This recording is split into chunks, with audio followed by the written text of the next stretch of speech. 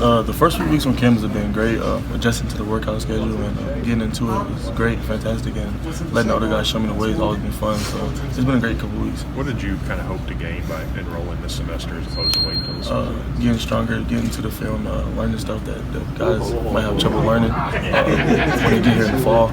So I try to just get a jump start on everything, coming early. There are obviously so many really good defensive linemen in this class. What kind of pride do you guys take in kind of leading the load up front? It's a pride thing. I mean, you always start games start up front, they end up front. So I feel like we have a great defensive line. We can win a lot of games this season and go get after it.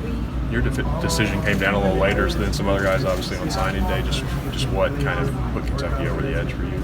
The family environment, that's always the first thing that comes to my mind. When I think about University of Kentucky, the family, Coach Morrow, Courtney Love, all those guys right there, they're really family-type people, and the way they bring you in is just different. It's like a home away from home.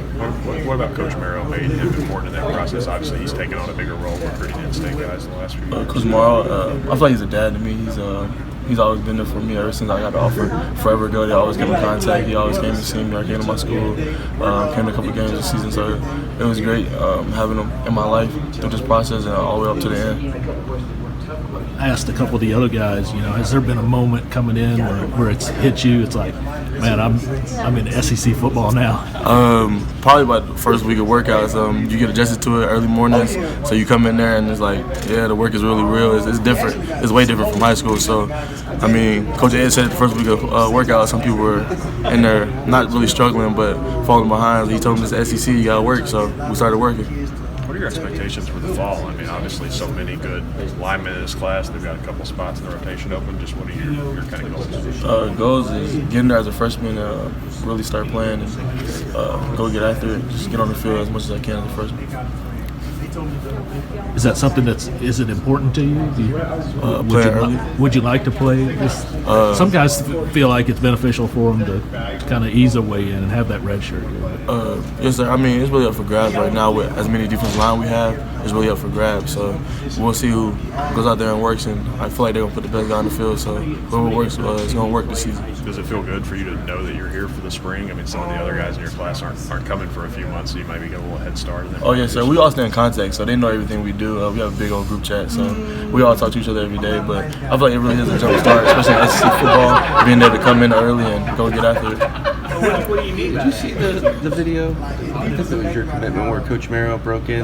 Oh yes, sir. Yes, sir. Coach Dude's press conference. Yes, sir. I seen it. What did you think of that happening? It was crazy because I really didn't know until like 2 days before I signed, and then I called every school and just told them I loved that they recruited me and stuff like that. And I had called Coach Morrow last and told him I wanted to do it. So I had already had it in my letter of intent, so I ended up signing it that morning and then called in. So Coach Morrow knew about an hour before he told Stoops in the meeting. So it was amazing. It was crazy. It was fun. What was it that kind of put you over the top for Kentucky? For Kentucky, put me over the top, I just said that the family right there, and I feel like they're building something huge this year. So with what they're building, I want to be a part of it. It seemed like there were a lot of head-to-head battles between Kentucky and Tennessee in this recruiting cycle. You were one of those guys that was kind of in the middle of that. Just what was it like being in the middle of that rivalry of those two programs? I mean, it was stressful at times, but I'm at University of Kentucky now, so I just feel like I need to put all my all in the University of Kentucky and just go get it. What was the final deciding factors before you came for you? This football. I know I always wanted to be at SEC.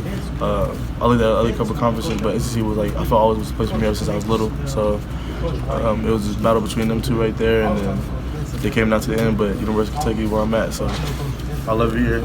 I'm just having fun at this point. A lot of people have already said that you won the best name for the entire class. Where did Octavious come from? What's the story? I really don't know the story behind it. I just know my brother above me, his name is Octavious, like AXZ, and then mine's OCT. So names are super close, but I don't think there's really anything behind it. They just named us like Xavier and Octavius. Yes, sir. What was it like growing up as a kid with a cool name like that? Did you like it? Did you wish sometimes you were named just Joe or something like that? I mean, I loved it. I loved it until I had to spell it out and learn it, and then it was like the longest name in the class, so it was hard writing Octavious Oxendine on everything and learning it at a young age. But as I got older, everybody else said it was cool, so I started thinking it was cool myself. I just always thought it was a name to me. So. Have people struggled with it before when you meet new people? What's the funniest thing you've heard when they try to? probably like nicknames and stuff like that. They always come up with weird stuff.